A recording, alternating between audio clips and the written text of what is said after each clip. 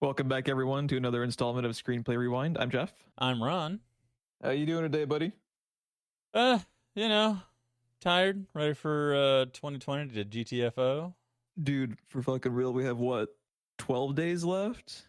The 12 days of New Year's. Yeah. I don't think I've ever been looking forward to a new year more in my entire life. Every year I always hear people talk about what a shitty year it was, and I'm always like, I don't know. It doesn't seem any worse than any other year. 2020 can go straight to hell and burn alive. Yeah, I don't know if you saw it, but there was a video making the rounds on Twitter today where it was just I forget who had initiated it, but it was pretty much a recap of 2020 and all the people in the video saying, like, hey, 2020, go fuck yourself, like the pandemic, go fuck yourself. And it's just like, it was just a rundown of all the horrible shit that's happened. Right. And when you have it recapped in a 2-minute video, you're like, God damn, it's just brutal, because I pretty much always have lived my life, not leaving my house. But when you'd have no option other than to stay inside, it's like, it's man, different, that, dude. It's different. Exactly. It's different. It's, the same thing has happened to me. I'm a stay-at-home dad. And for the most part, my life hasn't changed. But it's changed completely because I always had the option, at least, of, okay, kids are getting crazy or I'm going crazy. Let's go to grandma and grandpa's house. Let's, go here and walk around or whatever. I've had those options before. And now I do not. So. I totally agree. And the thing that has broken my heart more than anything, and something I will never take for granted again, is going to the goddamn movie theater, dude. Oh, I know. I miss going it so much. to the theater is my church, dude. Like, and having that taken away, me to church. It just breaks my heart, dude. I know. So I'm so happy that we're hopefully. Hello? Did I just lose you? The jerf?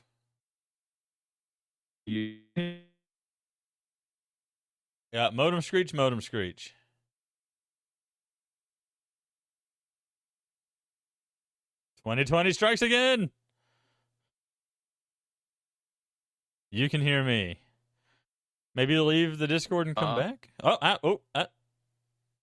Testing, blah, blah. Hey. Welcome to Screenplay Rewind. I'm Ron. I don't know if you can Discord millisecond fucked up. I got about half of that. You sound like an SOS distress call, and I'm in the helicopter coming to you.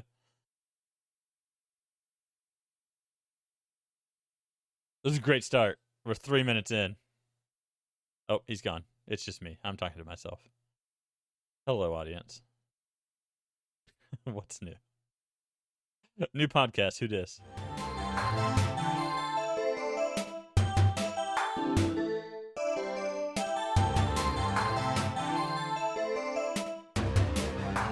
And just as I was speaking about how we were rounding the corner on 2020, my modem broke.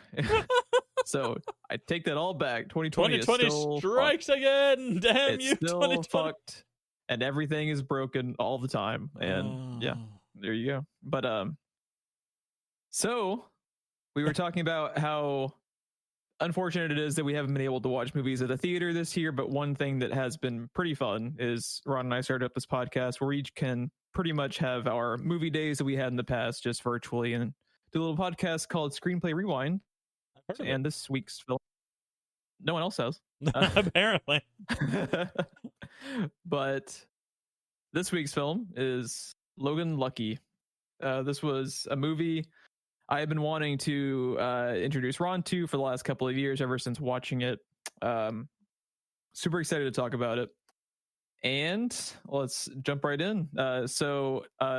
2017 was the year this film was released. It's a movie by Steven Soderbergh of Ocean's 11 fame, written by his wife, Jules Asner, under the name Rebecca Blunt, which was a pseudonym she used because she didn't want the kind of like pre-release narrative apparently for the film to be, oh, Steven Soderbergh is making this movie based off his wife's script. So she used a pseudonym for it. And this is her only writing credit, which is impressive to me because... Oh, first off, sorry to derail you, but we do go into full spoilers right from the get-go. Yes. And still not habit to bring that up, but yes. I think we remembered to last week. I think I remembered last week, and then you caught us just now this week. So we're learning. We're learning. Baby steps. By the year 2021, and we're multiple episodes, and maybe one day we'll actually have it down. Also, the podcast's intro to this week's got derailed by my modem in 2020 just being cursed. So there you go. Modem 2020. But yeah, this movie, if you haven't seen it, please go check it out. It's still streaming on Amazon Prime in 4K and HD. So if you have Prime, it's just sitting right there to watch. And I recommend it. It's a pretty breezy, just 2-hour little heist movie, which is one of the reasons I wanted to introduce it to Ron, because we're both big fans of heist movies. And this is a very unique heist movie. It's unlike It's unlike any heist movie I have ever seen. And I dig it a lot. So just some initial impressions. What'd you think, Ron? Just kind of broadly as we started talking about the specifics of the plot and everything. I thought it was okay. I like it. I think I am still confused about what the hell I just saw. Okay. I watched it with Christina, and she was kind of as confused as I was about some things. But I mean, overall, I liked it. It's probably one of my favorite roles that Daniel Craig has ever done. That's oh my sure. God, we're gonna talk about Daniel Craig. Yeah. How can you not talk about fucking badass Aryan Brotherhood Daniel Craig, who's like a fucking vault explosives chemistry expert? I see what's wrong. I twisted the bag too many times. I kept waiting for it to explode in his hands. So this is also one of those movies. I almost think people need to watch it twice to like fully wrap their mind around it, because it is. This was my second time watching it. I watched it a couple of years back for the first time after it went to renting on streaming services. I think I had rented it on Amazon, I want to say. And the first time I watched it, I had like a similar experience to it. Like I really liked it because I'm a fan of a lot of the cast members we have, like Daniel Craig especially. It does a lot of things really well. It cuts down on a lot of things that a lot of heist movies use for filler. Like, I don't need to see the details of how they get the code or like a key card. I understand you can probably just lift it off of a security guard as they walk by. You know what I'm talking about? A lot of heist movies show you all the minutia of everything that you've seen in every heist movie you've ever watched. And in this movie, they just kind of have it. They just kind of edited that stuff out and stuck more with the main plot. And I think in an effort probably to keep it around 2 hours, because it's almost 2 hours exactly. Yeah, and it doesn't fuck around. Like they move it pretty much right along. So this is also just in general like a real like writer's movie, especially when you watch it the second time. Like you start to pick up on there is a lot of minute details to the character development stuff, as far as setting up multiple character developments within a scene, like very subtly, which is impressive to me, which I'll get into as we get into the more specifics of the plot. But also there's a lot of foreshadowing of plot elements within the heist that you watch that you don't realize you're watching until you watch it a second time. Mm-hmm. So it's very interesting. I might watch it a second time and give an update next week. I watched it last night, so I haven't had a chance to watch it. It is one I want to watch again, though, because I do get the feeling that a lot of the questions that I kind of had would be answered if I did. Yes. And what's cool about it is just like Ocean's 11 and a lot of Soderbergh's work, is he is very anti-audience handholding. Yes. Like they just put shit on Front Street as far as plot and as far as shit that you, the audience, don't know is part of the plan when it comes to the heist, especially, which I dig, because like when you watch Ocean's 11, there's pretty much like no way for you to be able to figure out what's happening. And that's kind of cool, because that fills in with like the, like the big kind of like twist at the end of Ocean's 11. And this is similar to it, just in different ways at the same time, because Ocean's 11 is this very sleek heist movie that is always like just so fucking slick and cool. And, like all the characters are just these, super suave dudes. And what I like about Ocean 7-Eleven is I saw that. One of the best puns of the 21st century is Ocean 7-Eleven, that they talk about in like a news interview on the TV in the background towards the end of the film. But these characters, it is like they call it, Ocean 7-Eleven. They call it, their heist ends up being referred to as the hillbilly heist. And Yes. these characters, they are from rural as fuck West Virginia. As soon as I started to hear dialogue, I was like, they're not going to talk about this the whole time, are they? Please don't. It was so. That was my first complaint, because when, especially people that don't have that accent naturally, try to do that kind of like southern drawl, I can never understand what they're saying. They might as well have a mouthful of mashed potatoes to me. I still can understand what they're saying pretty easily, and after like a few minutes of it, I start to not even realize they're talking in their accents anymore. I was probably halfway through the movie by the time I was adjusted to it, so I don't really know any of the dialogue from the first half. Okay, yeah, you definitely need to watch the movie again, because this movie has great dialogue especially between like Channing Tatum and Adam Driver. And about Daniel a half Craig. hour in, I considered turning on subtitles. Okay, because my brain does not do the fake southern. If that's the way someone naturally talks, that's fine. I've been to Louisiana. I can find my way around Louisiana fine. But when someone, does that kind of accent and it's not their natural accent like that, something about it, my brain tunes it out. Yeah, it throws me off at first, and then my brain starts to slowly kind of adjust to it. But I totally get that, especially if you're watching it, like I'm assuming pretty late at night when you're having the volume kind of low because your kids are asleep. It's like it makes it even harder if you have the TV kind of quiet. Or I could see like this is the first one for the podcast we've done, though, that I didn't wear headphones because I was watching it with Christina. So yeah, I've worn headphones on every one of them so far. Yeah, when you watch it again, headphones and subtitles, because like there is really great dialogue happening. But the movie opens up with John Denver, and it's funny because like looking back on this, I had forgotten that like 2017 was, for whatever reason, Hollywood's like fascination year with John Denver. Wait, did Kingsman Golden Circle come out in 2017? Yes, Kingsman, The Golden Circle. That's what I associate that song with. also featuring Channing Tatum, charming potato himself. Oh shit, you're right. 2017. Huge. And the Mandalorian. John Denver, heavily present here. Country Roads was like heavily featured in the Fallout 4 marketing materials. Was like, it really?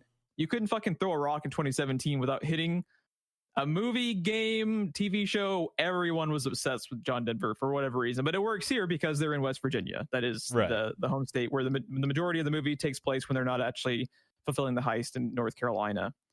But and this movie has a great soundtrack. Pretty much like all of Steven Soderbergh's movies have these like really, really well composed. This movie was composed by David Holmes, who also did Ocean's 11 with Soderbergh. So they're buddies, and they work really well together. Because I like this. They have a very kind of John Denver, Leonard Skinner style, kind of country rock that really fits. I thought you were going to say setting. Country Road. Yeah. So the movie opens up with Channing Tatum, who is the main character of the film, Jimmy Logan. He is working on a car, and his I don't know how she's probably like 7 or 8, his daughter. Mm-hmm. And I love the fact that he's working on his truck, and he's just calling out like 5/8 socket, like Phillips screwdriver and like all this shit. And the little girl was like 8. Just automatically knows all the tools he needs, is handing him the tools that he needs while he's working on the truck. I think I think the thing that they're driving home at that point, though, he literally just says screwdriver, and her instant reaction without even looking at the tools was flathead or Phillips. Yeah. So they clearly do this a lot. It's also like good writing, because in this single scene, without openly saying the words, they're telling you how like down to earth and rural these people are, because his 8-year-old daughter probably knows more about how to fix a truck than I do. Right. It's just I like that type of it's good writing when you can have subtle character development without openly saying it. Mm-hmm. So it's a good use of a trope too, the way it's used right at the beginning to just instantly, because that is kind of a trope in Hollywood at this point. Either the girl or the little child that knows all the tools and how to work on stuff because they do it with daddy all the time. You see that in a lot of movies, especially these days, it seems like. But the way it's used here, I thought was to good effect because they didn't just ram it into your face over and over again like a lot of movies do. Like, Yeah. isn't this girl hot? She can work on a car. Or isn't this child adorable? She knows how to work on a car. It was used one time at the beginning of the movie to explicitly show you that there is a history here, and that is it. And the actress playing his daughter Sadie is really good in the movie. I think Yes. she's adorable the whole time. Pretty much all the characters in this movie are likable to some extent. Even like the asshat brothers of Daniel Craig have their moments that I genuinely like them too. Oh, good God. The movie opens up.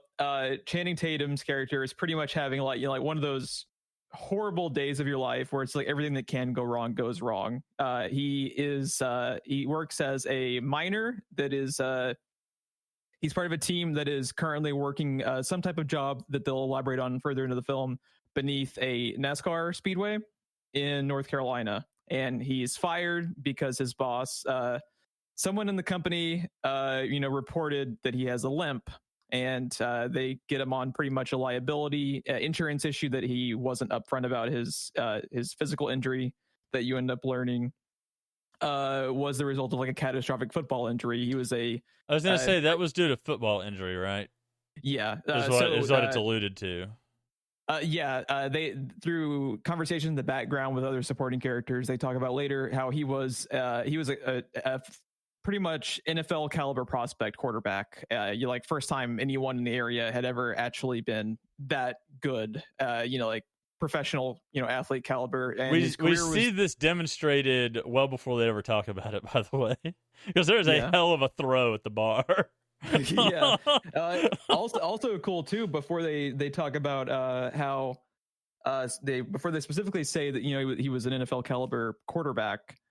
After he's fired, he's actually walking away from the mining site, and he tosses his hard hat back into their bin from like 30-40 feet away and just casually makes it. So it's another like kind of like him with his daughter. It's like kind of subtle character development. He's a very athletic dude who clearly, like because of his limp, his career was derailed. I want to say one of the two guys that was on break when that happens too was basically just like, great shot. Like, I don't remember what he says, but like he calls it out.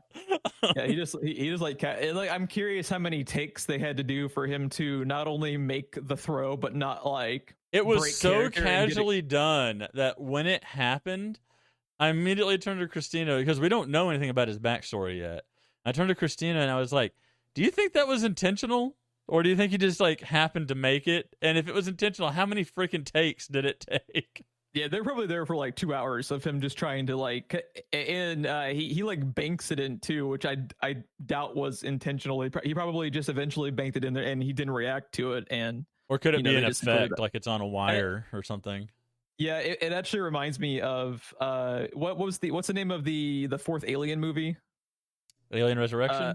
Yeah, Resurrection. The sequence when Sigourney Weaver has her back to the basketball goal and like swishes it. Oh yeah, was the first take of that scene. Was it really? And Ron Perlman's like, what the fuck? Like excited reaction was genuine because you could not believe it on the first take. Sigourney Weaver just swishes like a 20-foot behind the back shot, which is just like an awesome little tidbit I remember hearing. I think it might have been from like Joss Whedon on a podcast or something, but it's pretty awesome just that happened. It reminded me of that. We are eventually doing a redemption episode for that movie, by the way. That's going to be one of my picks eventually because everybody fucking hates that movie, and that movie is better than anyone gives it a chance to be.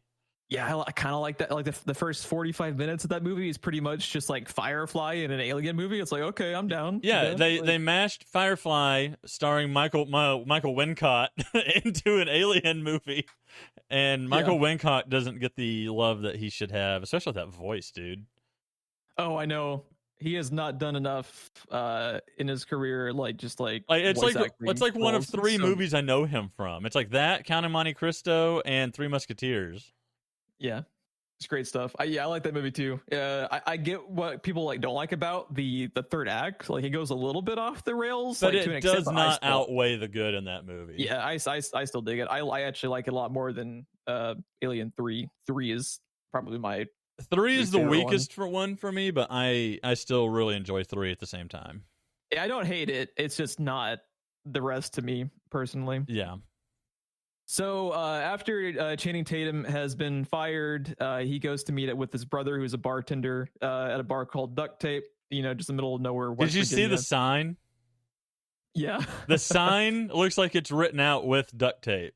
It's pretty awesome. It's pretty awesome. Is that a real place that they filmed at? Or did they have the sign made and hang it on another place? They Obviously, probably, it's a real place, but like, is it Yeah. actually called Duct Tape? And does it actually have that sign? Because that sign I want on my wall in my game room upstairs. Yeah, it's pretty fantastic. Yeah. I did not come across in the trivia or anything that I saw online as far as whether it was actual place, but it's an awesome name and awesome sign they made.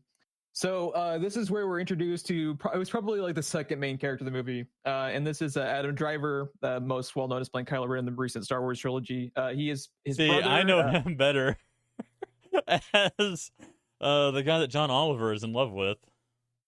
Oh, did you watch their finale? I did. Yeah, where he has Adam Driver actually on the show. Adam Driver calls in, and is like, "What the fuck, man?" And he starts yelling at him, and then John Oliver's just getting off that he's getting yelled at by Adam Driver. It's hilarious. Anyone who hasn't seen John Oliver's 2020 finale is missing out because it's awesome. He did it all year long. Actually, I think he did it all last year too. He just had these random moments of like he would just show an image of Adam Driver and say all these like explicitly sexual things in really weird erotic ways. Yeah, dude, Adam Driver. If you ever watch interviews, he just seems like a dude who happened to be a great actor and just happens to have like been in, because he just seems like such an awesome guy. I don't think he's a great actor. Huh? I don't think he's a great actor. I don't think you have been exposed to some of his like more independent work because I think he is great. I think he gets overshadowed a little bit just because some of the dialogue in the recent Star Wars movies was not very good. But I actually like Adam Driver a lot. Especially if anyone's ever seen the movie Marriage Story that him and ScarJo ended up getting Oscar nominations for. Like Joaquin Phoenix ended up winning the Oscar for Joker for that year. If I had been voting, I would have actually voted for Adam Driver in that movie because he's so fucking good in that movie. But he plays his brother Clyde, who is an Army vet, or I don't remember if they ever say which like station he was at, but he was either like a Marine or part of the Army, and he had in a mine accident. I don't remember them saying. I think they just said 2 tours in Iraq. Yeah, he was just part of the Iraq war. They don't say like what branch, but he was on his way to getting on the airplane home, pretty much finishing his second tour when his transportation, like they hit a mine. He ended up losing, I think it's his left hand, kind of like at the forearm. So he's very specific. Every time someone says he lost his arm, I lost my hand. This is my arm. Like he's very specific every time. He's very specific about it. So this is part of what their opening conversation between Channing Tatum and Adam Driver is about. He's talking about the Logan family curse. He's talking about how Channing Tatum could have been like a NFL prospect, and he would have had it made if he hadn't blown out his knee. Adam Driver was on his way to the airport to leave his second tour in Iraq when he had the accident and lost his hand. He goes like then this whole like laundry list that I love, like like there's all these just really really obscure and specific family stories, and like one of them is like like Papa lost his diamond, Uncle Stickley's electrocution. He's just going through all these like fucking off the wall things. See, like, I caught some of it, but I could not understand a goddamn word he was saying this entire scene. Yeah, that if you could understand what he's saying, like some of the shit he says is hilarious in this movie. Like seriously, like when you watch it again, just throw on subtitles from the beginning and just like hear some of the crazy shit he says because it's fantastic. Like I eventually acclimated, but at this point I was like, I don't know what he's saying. I don't know what the fuck he's talking about. So he's running down the laundry list about all these like horrible, like their grandma won the lottery but lost the ticket before they could cash in.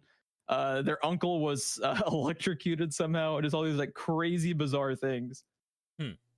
And this is establishing like the name of the movie. Logan Lucky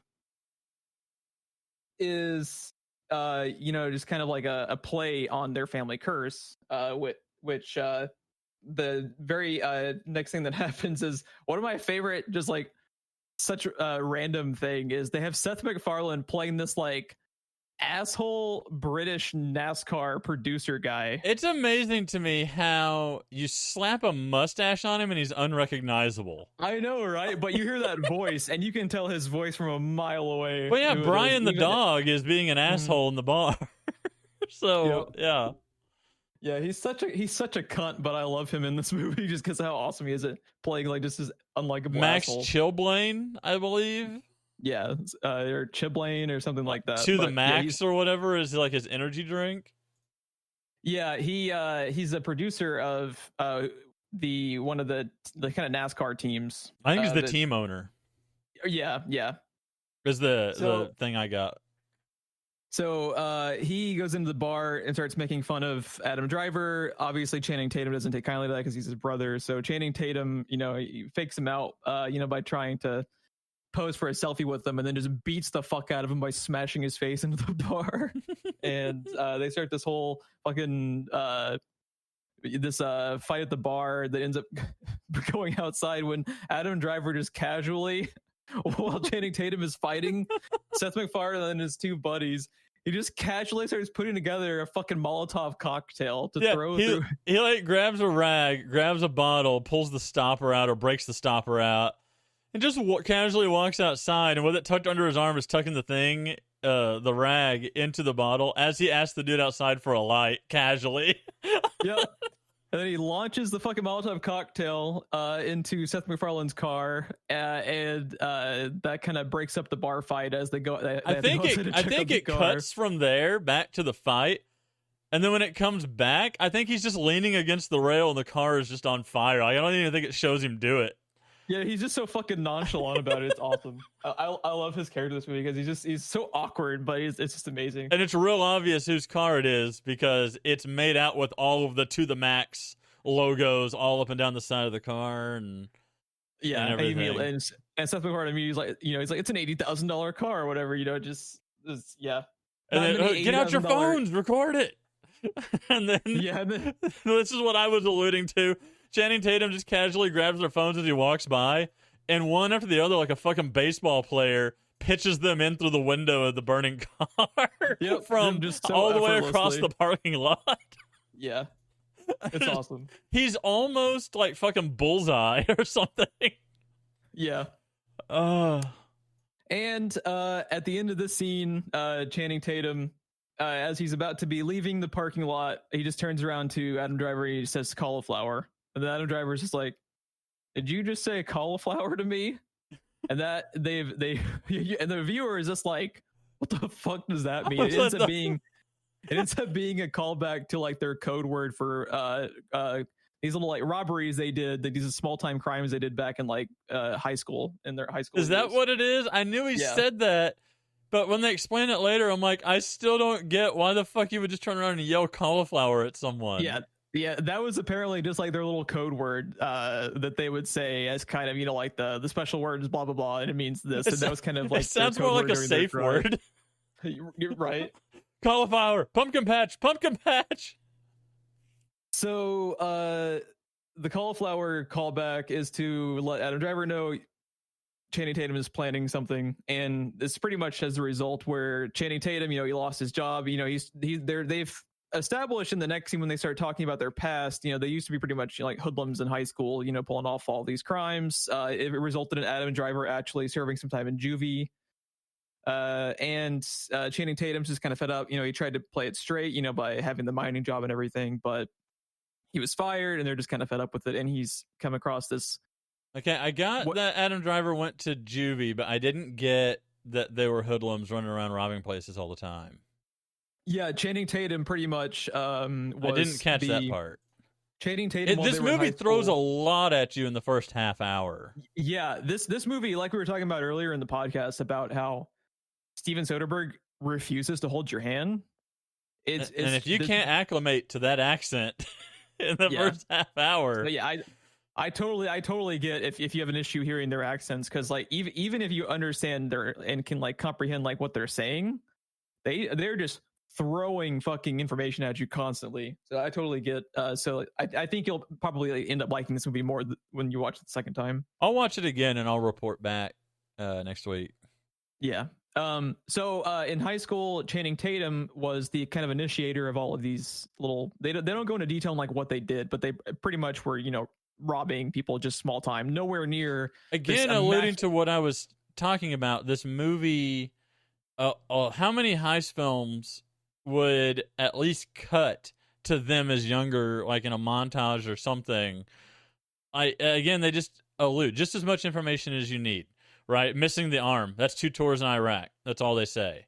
Because this is all old information to the characters. The characters don't need to explain shit to each other, and they're just giving you enough that you need to move forward. And they're trying to make it as organic as possible. Yes, because that's the thing with a lot of heist films is every little detail needs to be explained. Every little detail needs to be shown. Yeah, and that is one thing that I liked about this one. It just focused on this heist. This one thing. Yep. So Channing Tatum presents what ends up becoming the plot of the film, which is this heist. He has figured out a really, really good time and place for them to rob a NASCAR speedway. He has come across these pneumatic tubes that are beneath the speedway, which their tellers in the concession stands use to quickly drop cash drops back into their vault. He has also figured out that typically vaults of this caliber have a seismic alarm, that would be the result of people, using like these small time kind of like explosives to break into the vault, because they're working on, this mining project, make the speedway. The seismic tests are turned off. So they have this opportunity, this like kind of once in a lifetime opportunity to rob the speedway blind without really anyone knowing. And with, like them having a pretty good getaway, because they're planning the heist the weekend after like the biggest event of the year, when they know that the speedway is going to be very, very slow and it's, ran by a skeleton crew, less security. It's the heist is like immaculately planned out. And the question I had at this point was, I didn't get why we were jumping to this. I get that the guy had a job and he lost it. I got that his cell phone was like turned off 3 months ago because he had a hard time paying the bill. But the one thing that wasn't established for me was like, why we went to, I lost my job yesterday, so I'm gonna fucking rip off this this speedway. It seemed like quite the leap in the story to me. But it makes sense when you if you had heard that they were running crimes all the time as high schoolers, essentially. It does make more sense, but to me it's still quite the leap of, basically he just lost his job the other day. Later he has no problem getting another job at Lowe's and stuff, and it's like, well, instead of trying to find another job, it's quite the, like, and Ant-Man say his criminal background literally keeps him, even though he has a master's degree in electrical engineering, from getting any kind of job except for Baskin-Robbins, which he gets fired from because he lied about his criminal background. Like, he was literally left no other choice. And I guess because we don't see that in this movie, it was quite the leap for me to go from, well, lost my job, I guess I better rob the speedway. Well, okay, so part of it is their background, in that it's essentially in their blood. Like, they were robbing people as younger kids. That's kind of his like initial, like, if he could be getting away with it, he'd be robbing people all the time. Like, him having the mining job is kind of showing he attempted to go straight, and because he has this like layup of a heist set out in front of him with this opportunity, he's just like, fuck it, he can't really pass it up, and it's just kind of his initial instincts as a character. So shitbag tried to go straight, got pissed off. Pretty much had like an epically bad day. And I also think part of the inspiration for him wanting to do this heist is the job that his daughter's stepdad has. His daughter's stepdad runs this car dealership. They have this like nice, like $300,000 home. He can't even afford to keep a cell phone on. Yeah. So I think that's part of it too. So with I have a really funny line where he's talking about the heist with Adam Driver, and he says too, he's like, a real bank vault? Yeah, it's a tough one too. I looked it up on the Google. they have these little one-liners about just how fucking hillbilly they are about stuff when it comes to the internet and shit. That's pretty funny. So they figure out that they have one kind of chance to make this shit work, and their chance to make this heist work is Joe Bang, played by Daniel Craig, as this Aryan Brotherhood man with an accent that, like, when I first watched this movie, fucking took me aback, dude, when you hear him and see him in this, because you're so used This is to him, not the especially role lately, he it's fucking- usually takes. Exactly. You're so used Is now this because the of role where James he Bond. discovered he likes this kind of thing? Because he's almost a similar character, but not a shitbag in Knives Out, with the way he talks, the way he carries himself. This was a movie that made Ryan Johnson said this was a movie that made him want Daniel Craig for LeBlanc. Because I knew Daniel Craig was in this movie, but when I saw him, I was like, what the fuck? He's like all tatted up. He's got blonde, short, spiky hair. The way he's talking, the way he's carrying himself. Yeah. He has. But the only thing he's missing with the way he carries himself is just a toothpick in his mouth constantly. Yeah, you know what I mean. And with it, dude, could you get a better name to match his character than Joe Bang? Like, I love it. I love it. Yeah, this hearing him with that accent is what made Ryan Johnson seek him out specifically. Because like, well, if he can do that voice, maybe he can do this other one. Yeah. Created a whole other fucking thing, which we need to cover Knives Out for the show at some point, even though we typically use this as a podcast as an excuse for when we introduce movies together. But like, I kind of want to talk about Knives Out. I kind of want to talk about Knives Out, and that's gonna be like a 3-part episode. Yeah, man, dude, the amount of attention to detail that Ryan Johnson has in his shots, all the way down to what family portraits are in the background.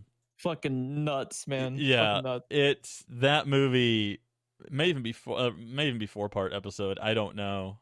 That could just become the show. Just Knives Out Rewind, and we'll just talk about just 2021, just Knives Out Rewind.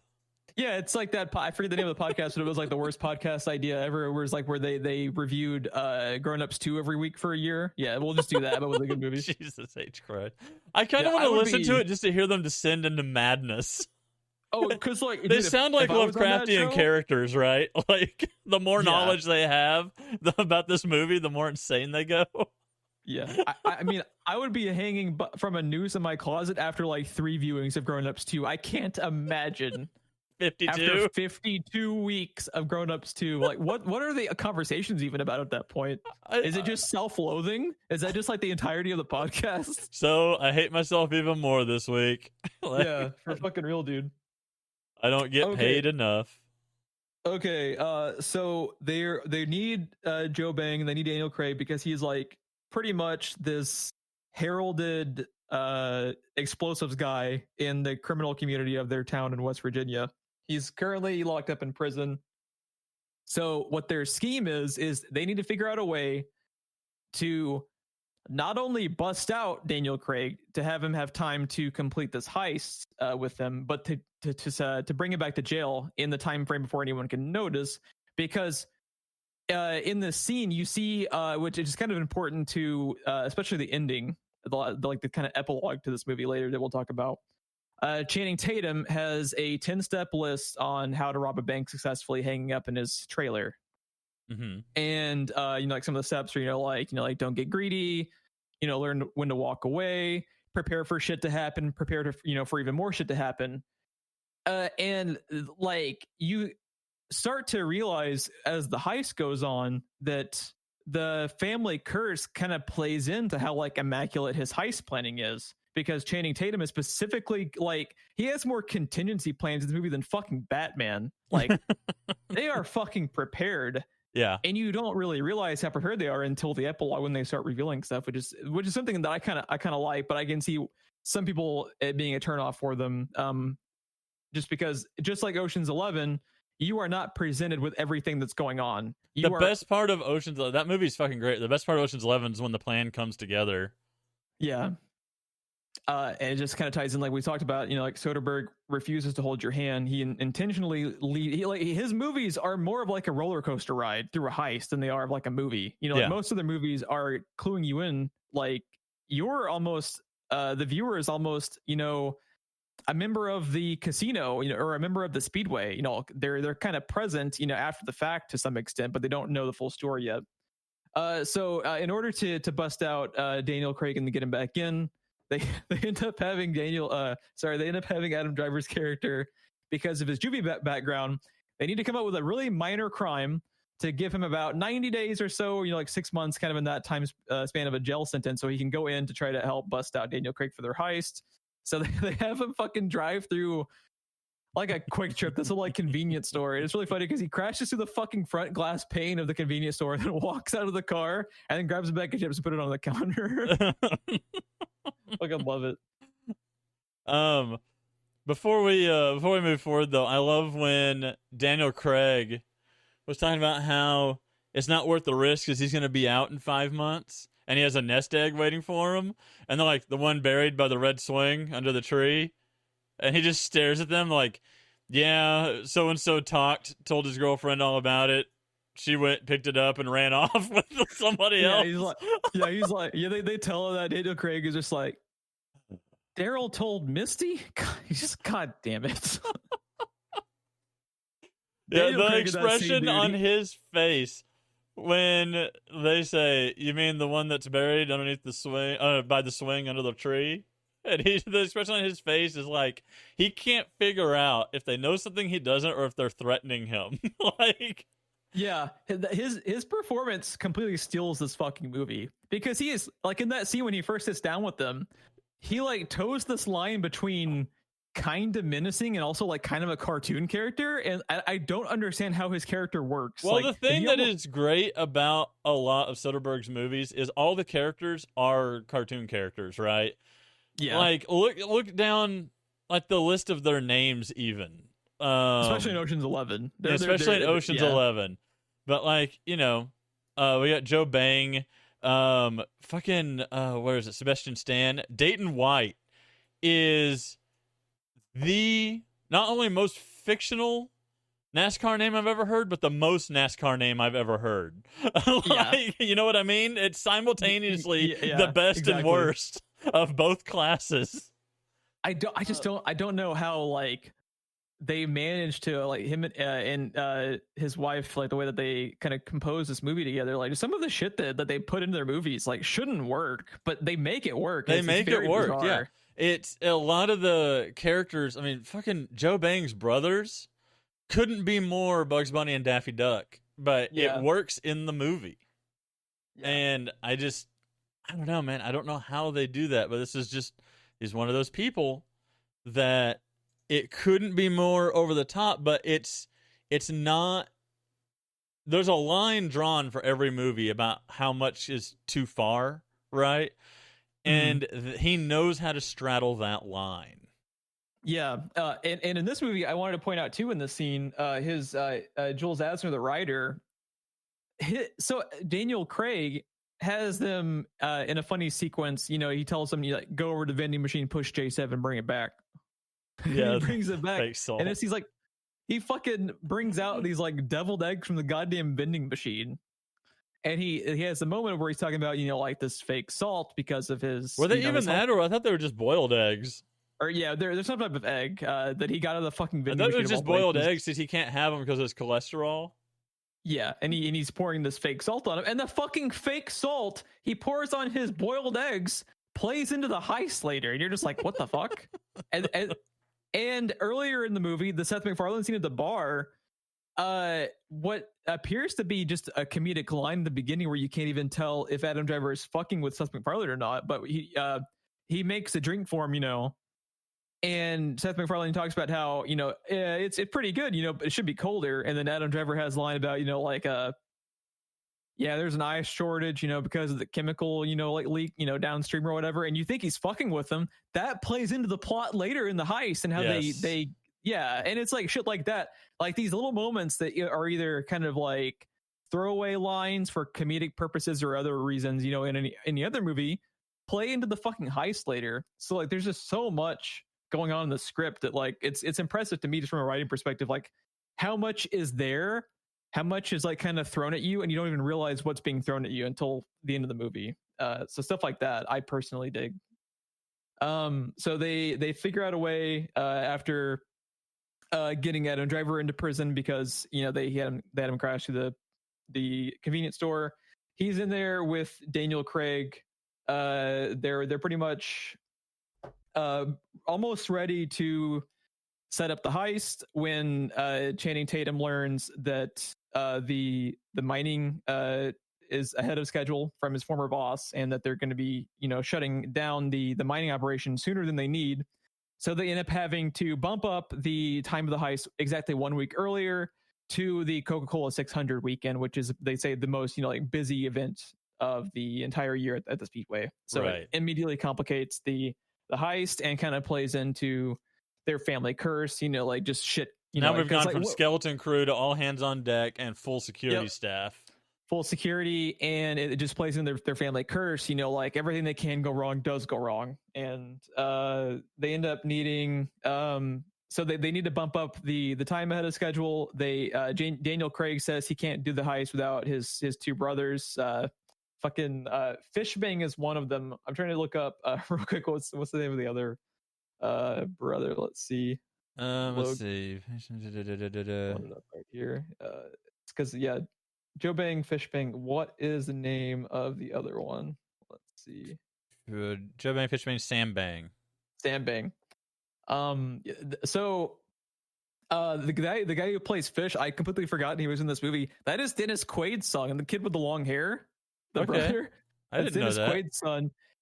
He is the main character. I recognize him this time because of The Boys. He's one of the main characters in The Boys with Carl Urban. I still haven't seen that. Yeah, I might, if we ever branch out to include shows at all, I might pick that as a show. We talked about that briefly on an episode if we ever wanted to do shows, because I think you'd really like The Boys if you got around to checking it out. So they're now kind of ready to proceed with the heist 1 week early, and like we talked about, it's going to be a lot busier. The extent to which they have to plan to get Daniel Craig and Adam Driver out of prison is kind of awesome. Like when they start, they start showing them in the kind of like construction area of the prison, where it looks like they're just doing like these kind of like odd tasks, that they hand out to prisoners, just to keep them occupied.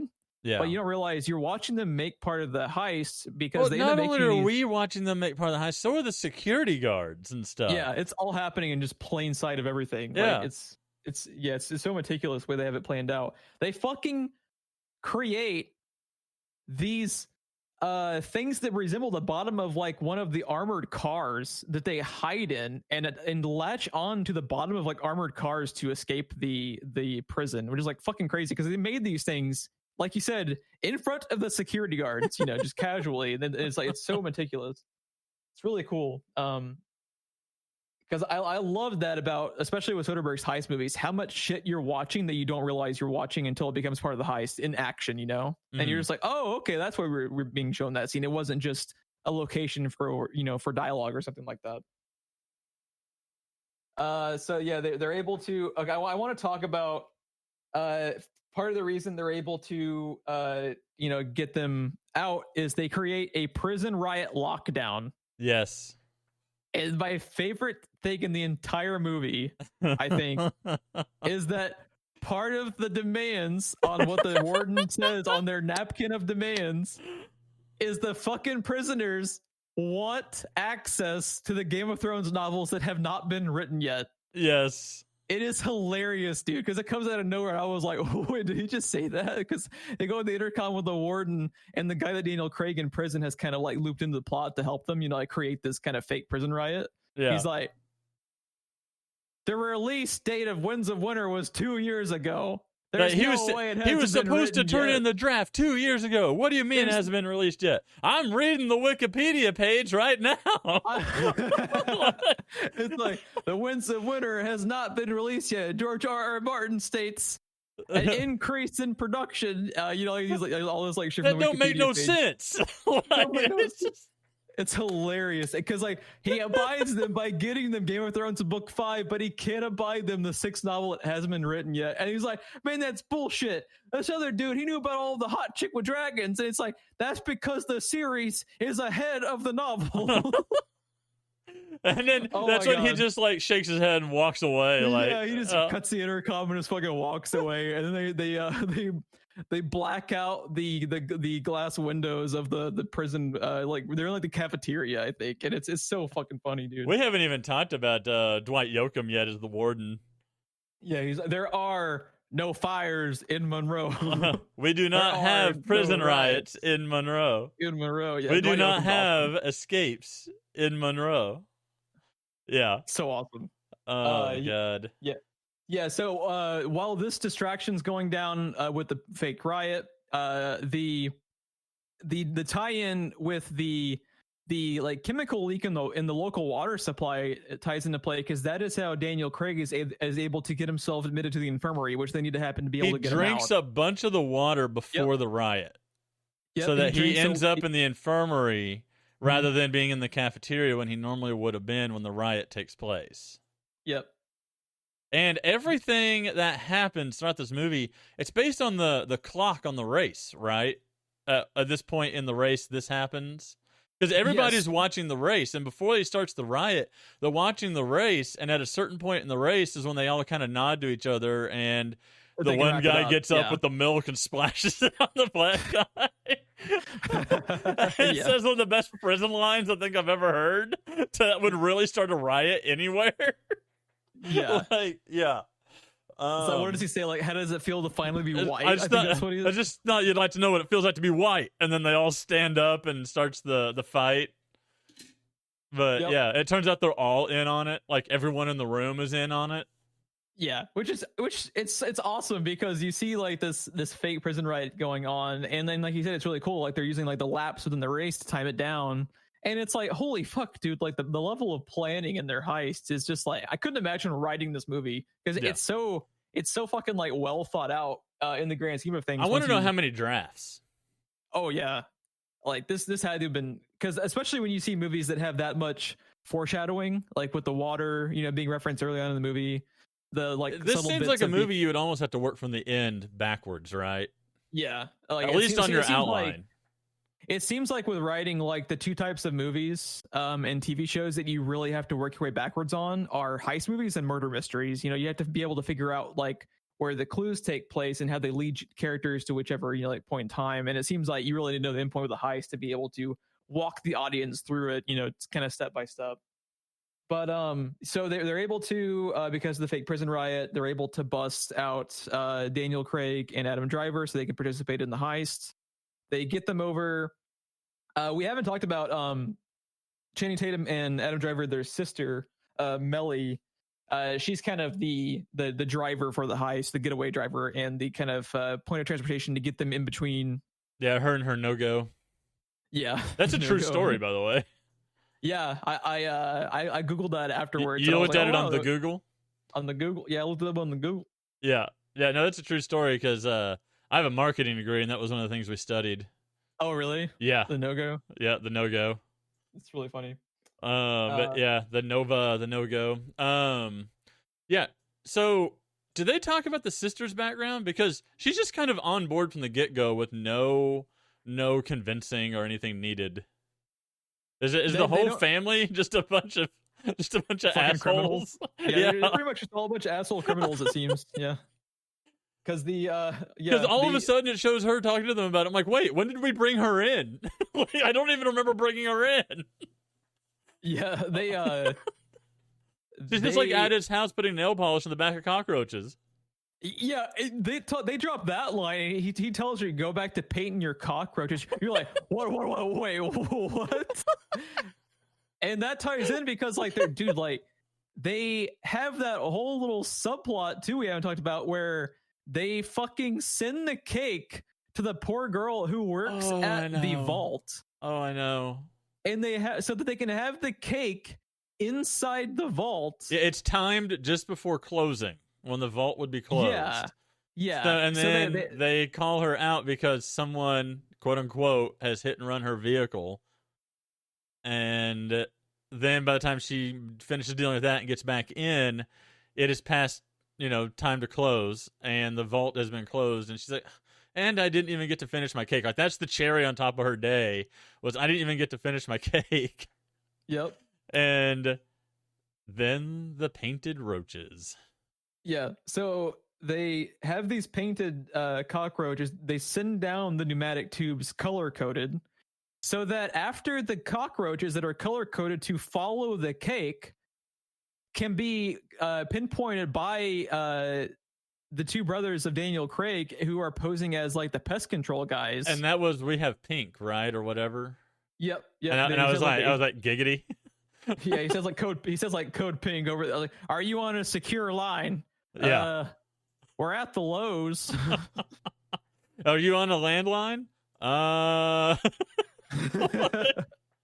It's so good. Yeah. I love the two brothers. Like they're basically like cartoon characters because they're like, we need a moral reason because we found the Lord, so we need a moral reason to join the heist. And he's like, well, they make this like complicated fake lie about how like the money filters into like a grocery store chain, and like a manager at the grocery store staying hit on their sister one time.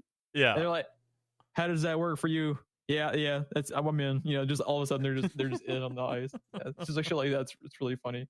So they know which like tube now to vacuum out, because that ends up being the plan. They fucking also they shut down the debit card and credit card readers at the Speedway to increase the amount of like cash being used too. Pour one into two, pour two into three. Run. The two brothers fucking bolt, and he's like a second away from being blown up because he throws it down the chute and then just immediately it explodes. It was like pour one into two, pour two into three, and I think it was like three into four, and then run. And he's like, run, and then the first guy just runs off and leaves him, and he sits there like, run? And he's like, oh shit, and then he like throws it in the thing and runs away as it's exploding. yeah it's so good.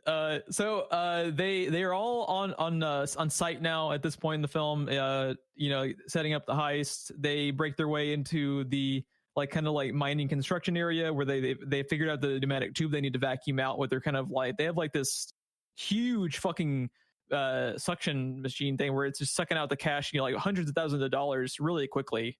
Well, it's for the it's mining equipment, right? Because they got to basically mine out underneath the Speedway to fix the water issue, because the way the Speedway was built and where it was built lends itself to sinkholes, and the Speedway is sinking.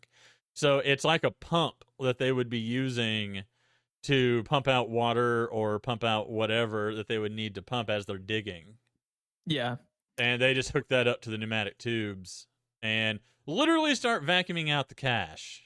Yeah. But right before they do that, the funny scene I wanted to mention was the Daniel Craig telling them about his chemistry concoction, about how these so they give him bleach pins and a couple bags of gummy bears, and they're like, and he has his fake salt. He bought those when he bought his beer.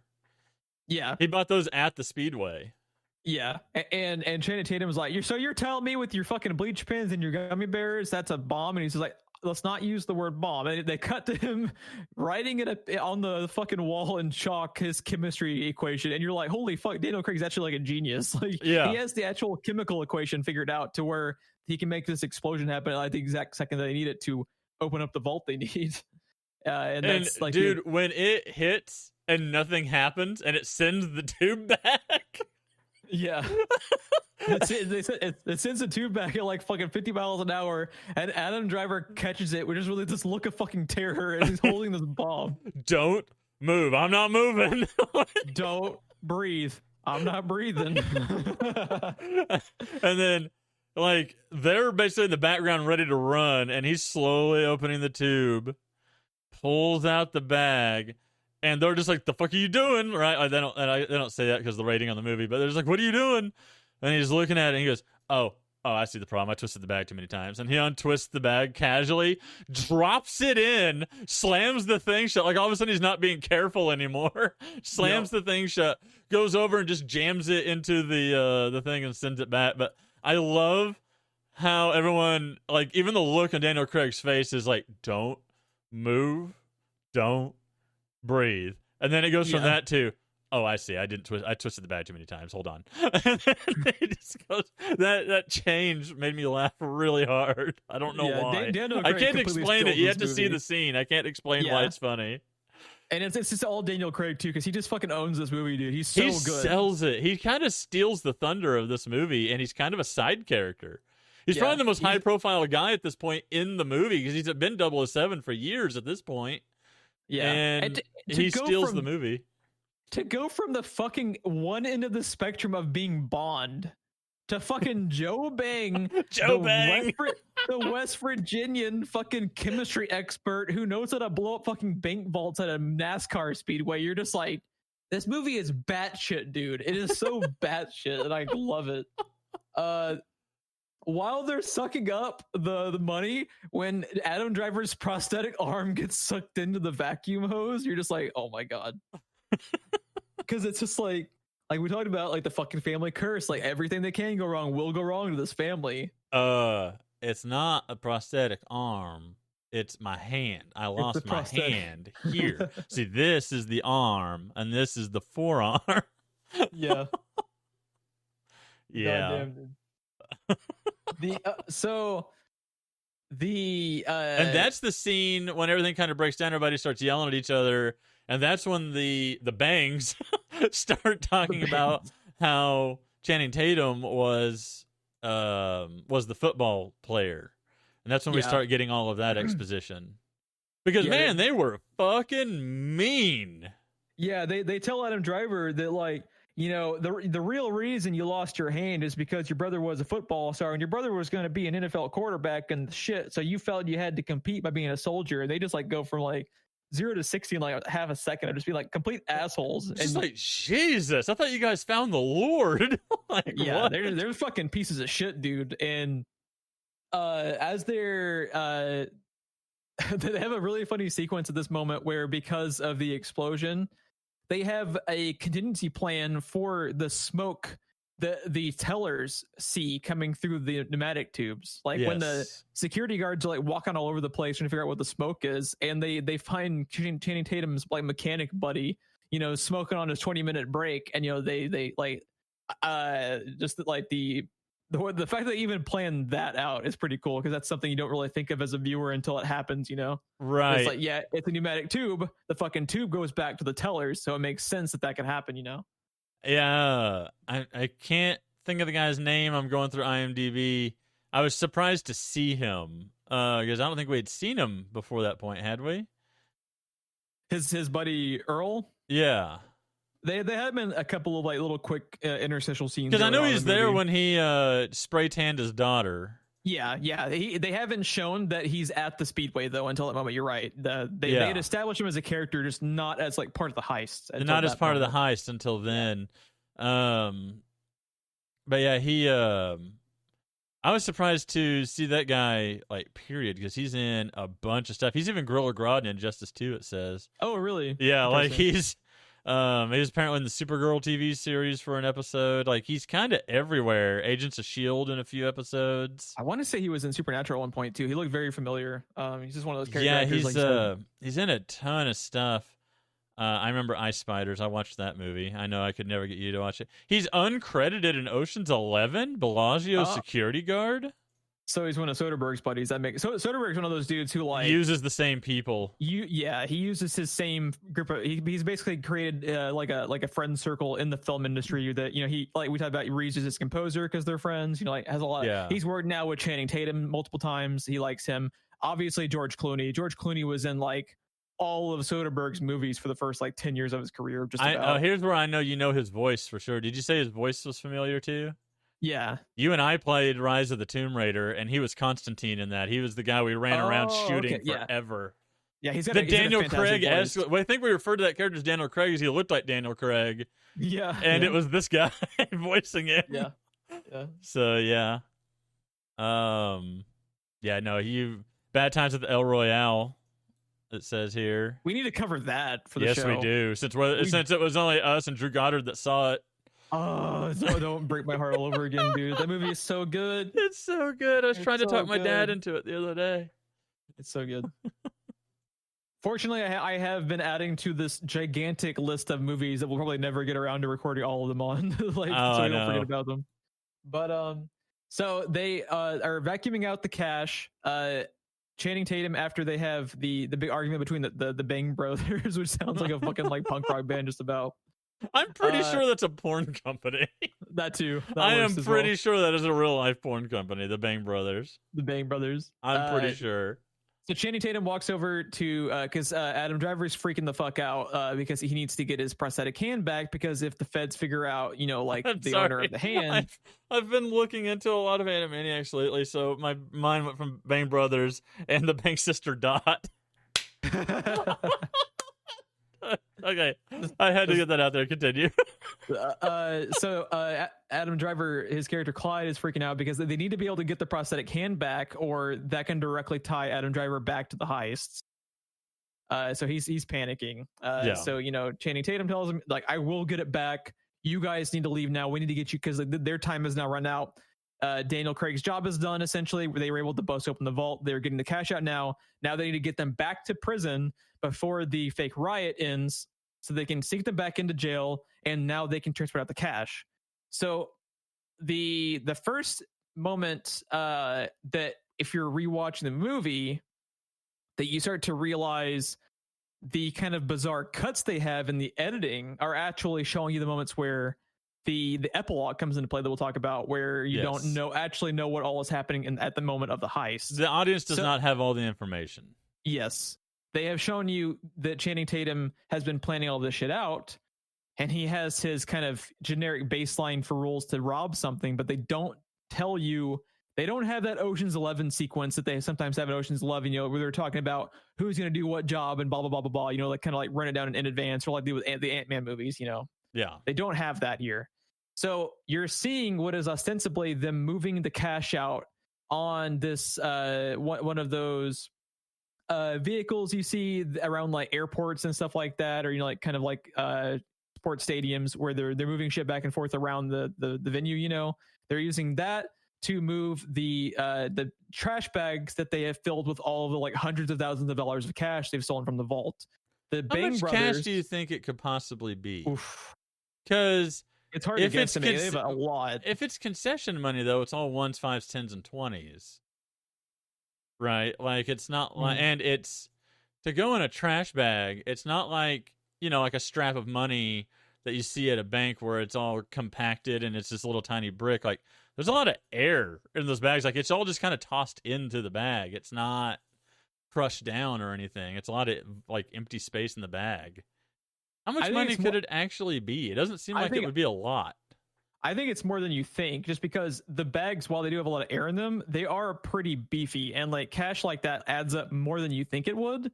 So like they're not walking away with like Ocean's 11 money, but a lot for them. Like they fucking live in West Virginia, and it's the most money that it's more money than they can comprehend, and enough to set them, pretty fucking solid for a good period of time. So they have all the trash bags of cash that the Daniel Craig's two brothers, was it Sam and Fish, I think were their names we said? Yeah, Sam and Fish, yes. Sam and Fish. So they're in charge of kind of like taking the cash out. They run into a speed bump when one of the gates is blocked, where they can't open it. Channing Tatum goes over to fix it for them, gets the cash out from Sam and Fish. I don't think we've said, by the way, that I just lost it.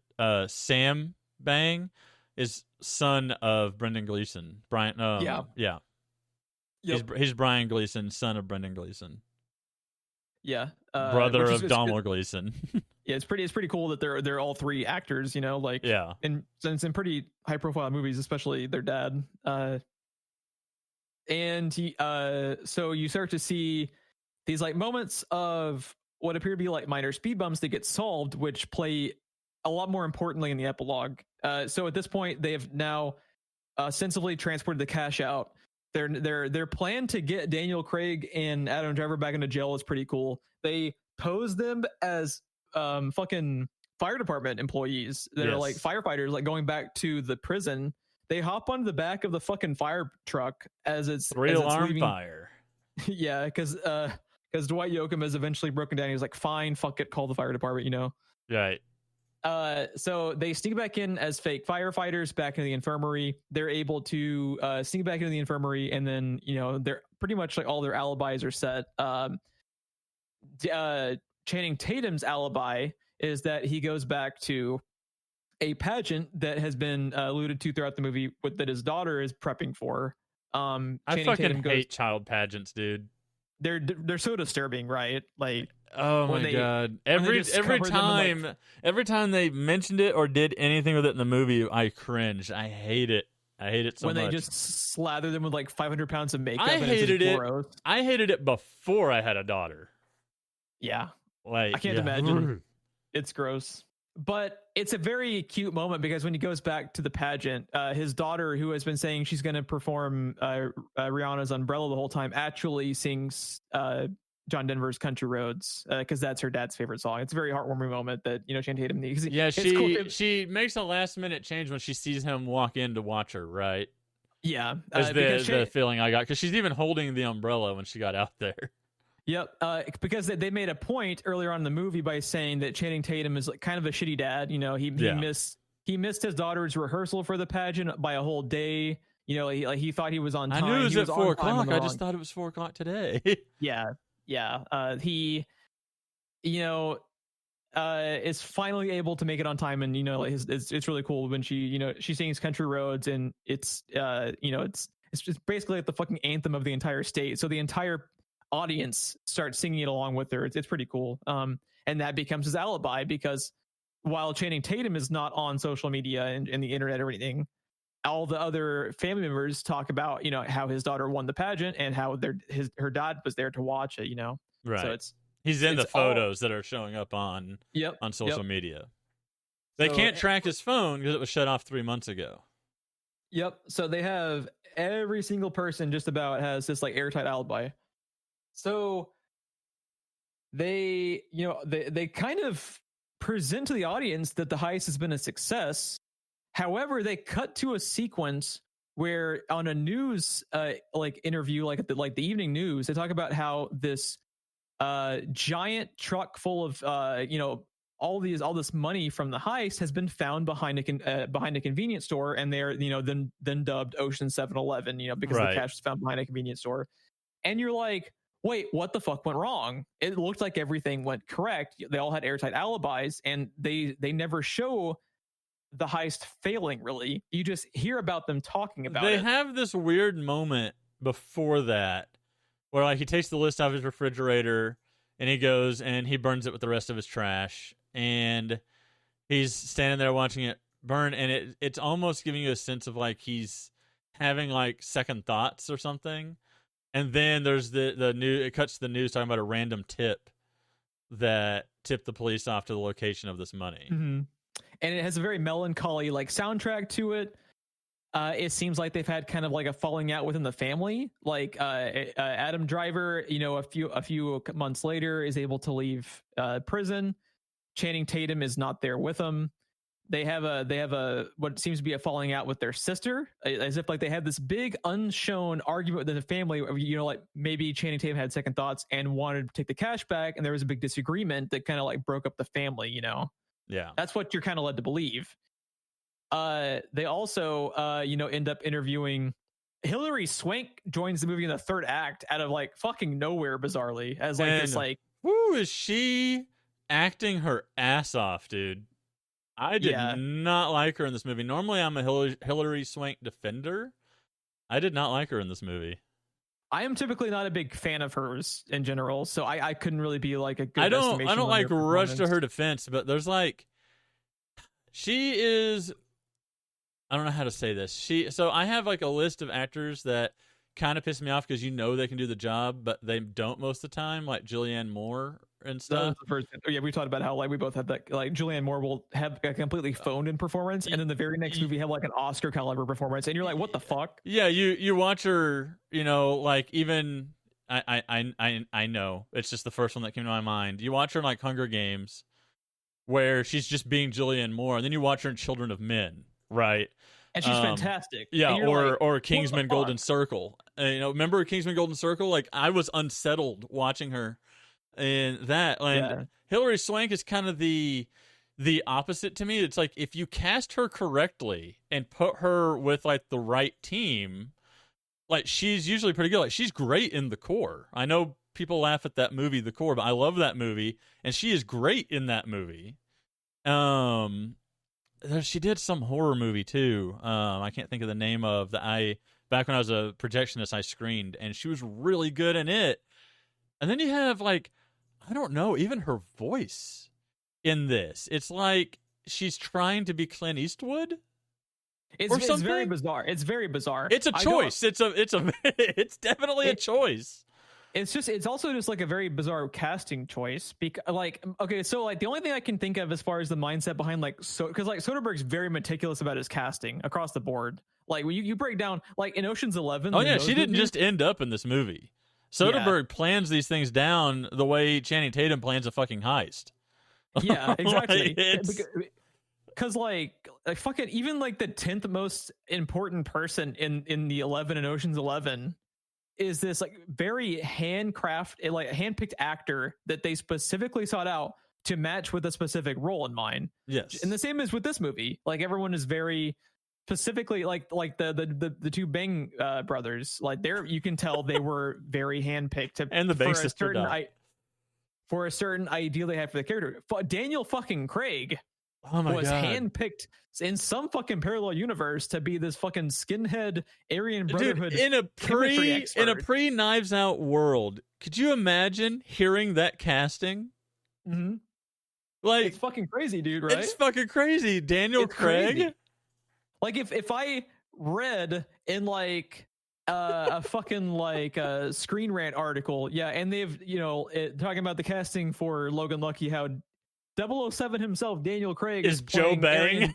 is Joe Bang, the skinhead demolitions expert in West Virginia set Logan Lucky. I'd be like, did I just have a stroke in the middle of reading this article? Like, what Mad Libs is this? Like, yeah, exactly. Yeah.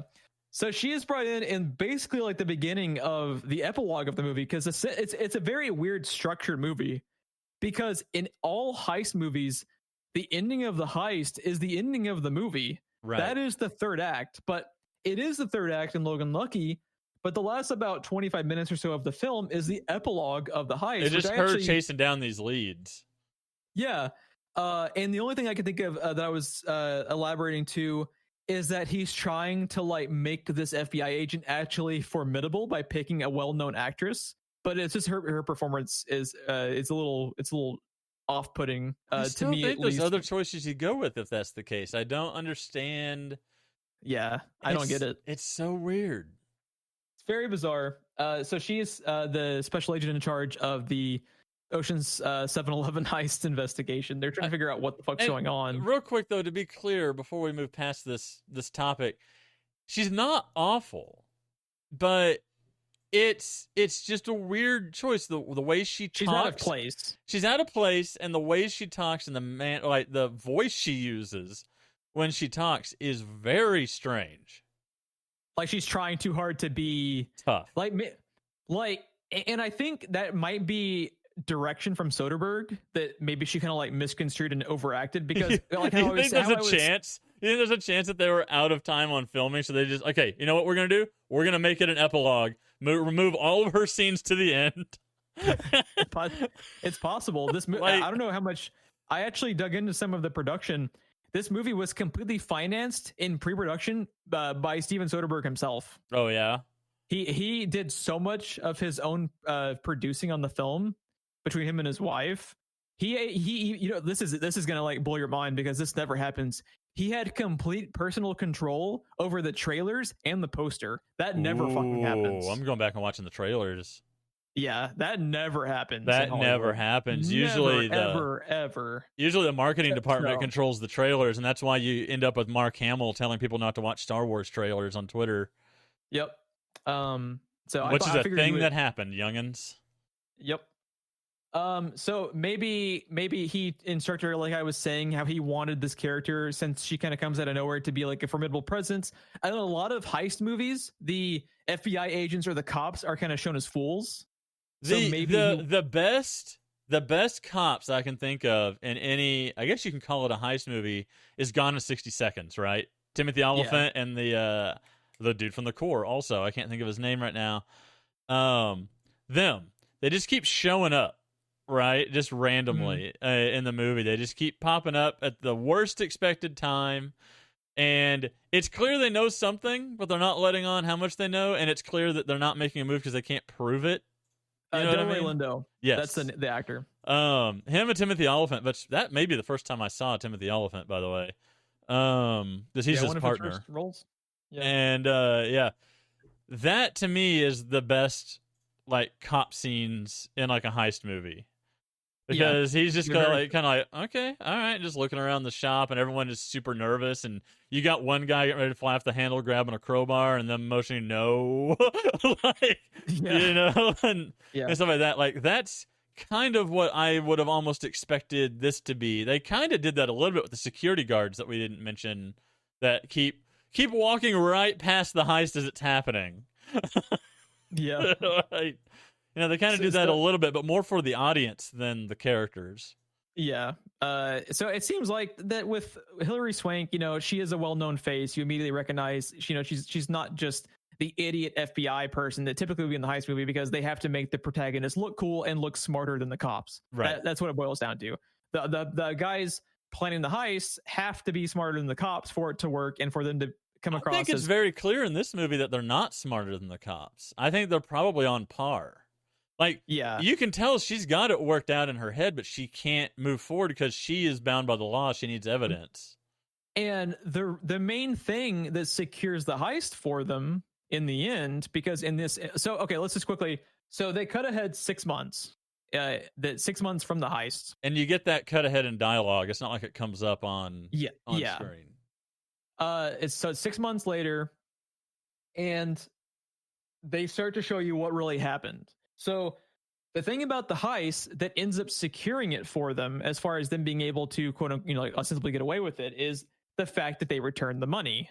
Them returning the money behind the convenience store ends up making it to where, like the Speedway was able to, like get it, like a certain amount insured because it was recovered, like from the police. And you realize Channing Tatum had a completely different heist going on simultaneously, because what their plan actually was not to drive the money out the way that the Bang brothers are. Basically, your whole movie up to this point was a red herring. Yes. The actual heist was for Channing Tatum and his sister to throw the money literally in the garbage of the Speedway, have it marked with GPS, and then a few months later, once the heat kind of dies down, then they are able to go get the money from the dump, essentially. The guy at the Motor Speedway, right, tells them they've had 6 months. They want to drop the investigation, basically because of press. They want it to sweep it under the rug. You had 6 months to investigate. You didn't turn up anything. Yeah, and she has the right people. She got the right people, yes. Yeah, she has the right people. She's able to run all of the leads down because she was able to find, like video footage of Channing Tatum and Adam Driver talking with Daniel Craig in the prison. She spoke to the warden. She spoke to the warden. But the thing is, when she talks to Seth MacFarlane, that was amazing.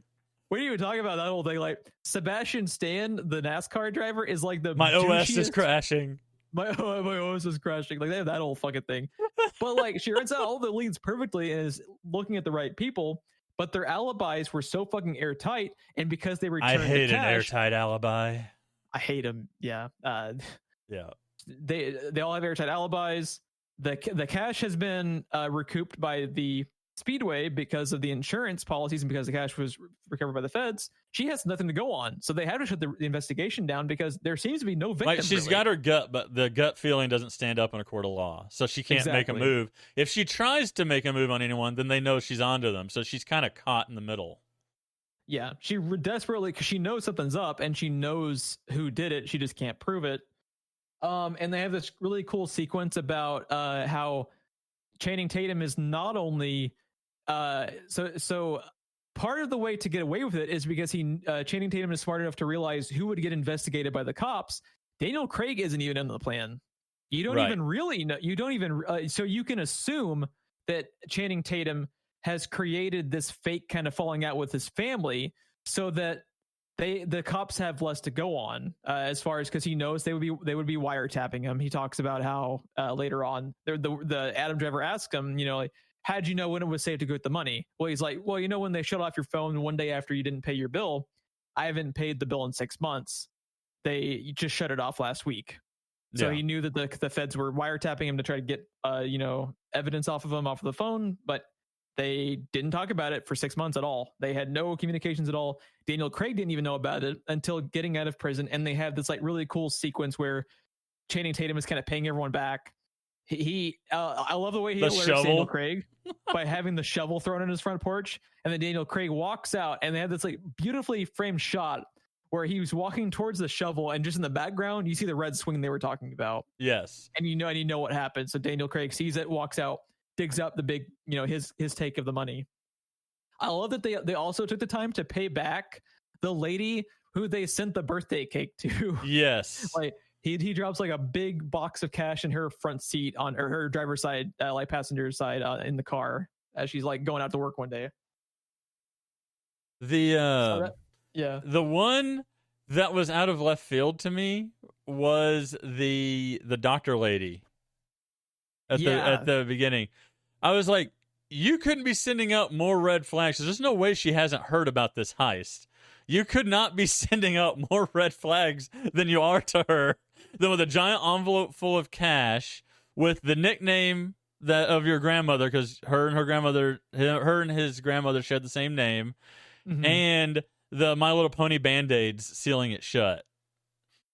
See, this seems very weird. I think when you were talking earlier about how the movie seems to have been edited down to within 2 hours to make the pacing better, I think a huge part that was probably cut out was a subplot romance with that nurse, probably because she shows up and just kisses him.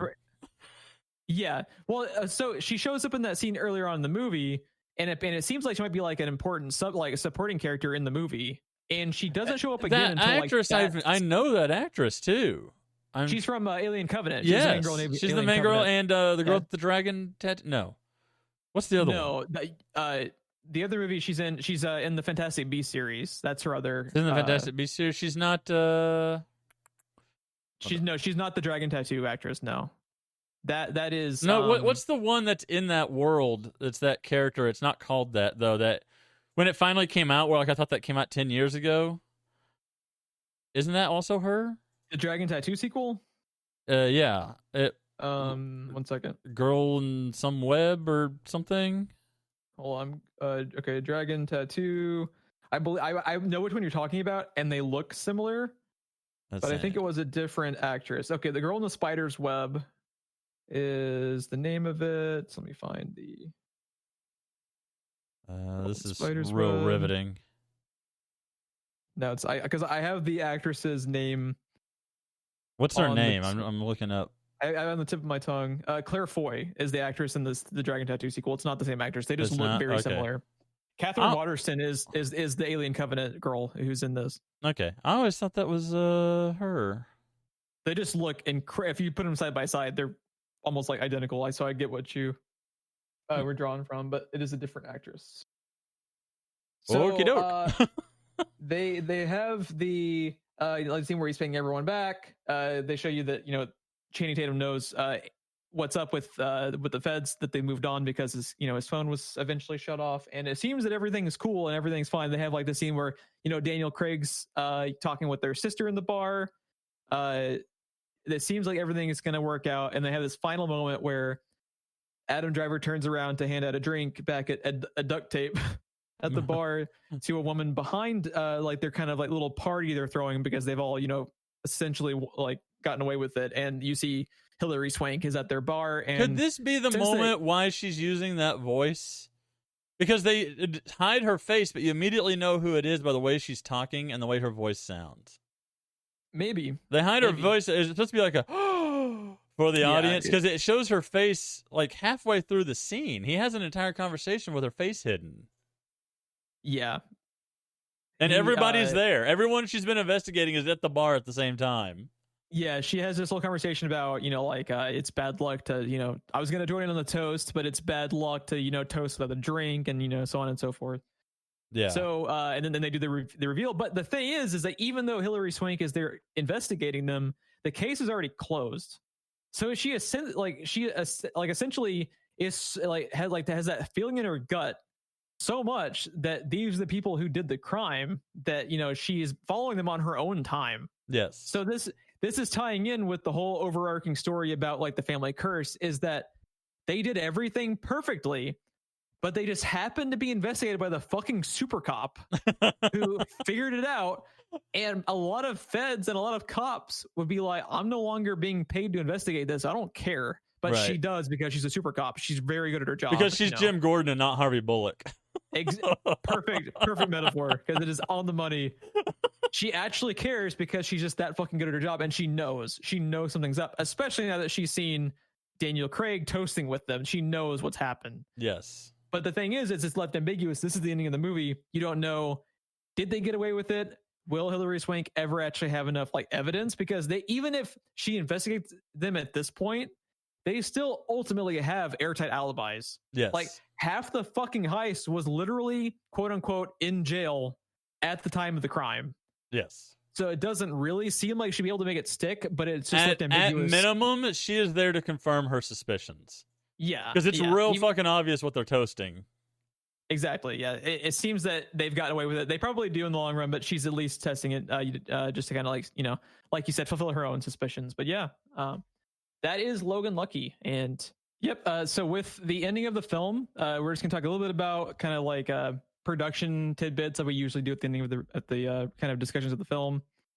So one thing I found interesting was Michael Shannon was actually originally part of the casting for the film, but had to drop out because of a scheduling conflict. Really? So who do you think? So that doesn't say specifically who he was playing, but I'm willing to bet it was Channing Tatum's brother. That seems like the most kind of natural fit. That seems like the most likely, because he's played stuff like that similar before. Yeah. So Michael Shannon was kind of like originally the front runner for it, but they unfortunately had to get emo take Ren. over the project. See, I really like Adam Driver. I think he gets kind of a bad rap in some instances because of the Star Wars films, because I think it's a bit of a Robert Pattinson situation where you can tell the dude is being hamstrung a little bit based on the material, because some of the writing in the new Star Wars movies is bad. Yeah. So like if you ever see him, just like with Robert Pattinson, if you watch some of his more independent stuff, like I said with Marriage Story, I think you might get more appreciation for him, because he is very good when the project he's working on is more like suited to his acting. Real quick, without going off on too big a tangent, since we're talking about Adam Driver and IMDb is literally showing me a list of Lego movies, did you hear about the Lego Christmas special? No. I hear it's really, really good. But you know the meme that was going around about shirtless Adam Driver from Star Wars? Oh yeah. They do that meme in the Lego Christmas special. They fucking do it with his character. Was it directed by the same dudes who like actually did the Lego movie? I don't know anything about it. I didn't even know it was a thing till a podcast I was listening to, and they're talking about how the shirtless Adam Driver meme that was going around the internet, they fucking call back to it in the Lego Christmas special. That's awesome. I just wanted to work that in. Yeah. The other interesting tidbit I mentioned earlier about how it was so fucking produced by Steven Soderbergh and his wife, Jules Asner, personally, they had the control of like the they had so much control over the movie and so much of it paid for that it ended up basically being all the money they made off of box office being like pure revenue intake, because there pretty much wasn't a studio involved. Like he ended up having to get some help with marketing, obviously, because you end up having to have a marketing push from like a company that dedicates all their time to it, because marketing is such a huge deal for big movies, even smaller budgets like this one. It's not fucking Star Wars, but to make a movie with Channing Tatum and Daniel Craig and Hilary Swank and all these people, it just off actor salaries alone, it's expensive. Soderbergh is also smart enough to know he has a built-in audience. Oh yeah. There are, in genres of film, there's heist movies and then there's Soderbergh. So he's got a built-in audience. People that love Soderbergh and flock to anything he does, whether they like it or not, or agree it was good or bad, they watch it. And he's smart enough. He's smart enough to realize he had an audience anyway.